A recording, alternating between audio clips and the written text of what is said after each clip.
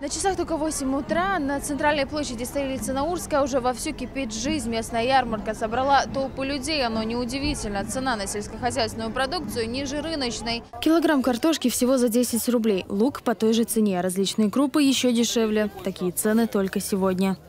Лук достался и все. Сахар не достался.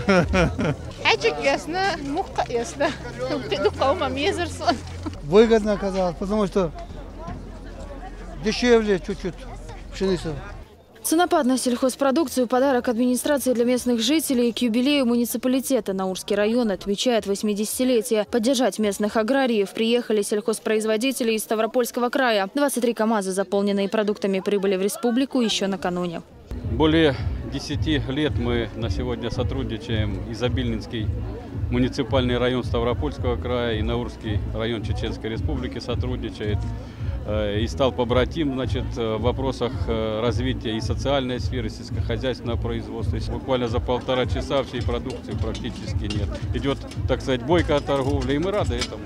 Пока одни запасаются провизией, другие спешат на концерт. Поздравить наурчан прибыли творческие коллективы и руководство района. Я родился в Наурском районе, живу все время в Наурском районе, работаю уже с 2004 года в этом районе. И я пожелать могу своим землякам только мирного неба над головой. Поддержать праздничное настроение прибыли и солисты ансамбля «Казаки Терека». Гости из Северной Осетии подготовили целую программу выступлений. Подготовили 30-минутную программу, куда входят танцевальные песни, в том числе и терская казачья лезгинка. У нас как бы сольная программа сформирована, и мы берем оттуда песни, формируем на меньшее количество времени. Между тем, на главной площади развернулись национальные подворья. Каждого гостя встречают согласно своим традициям и обычаям.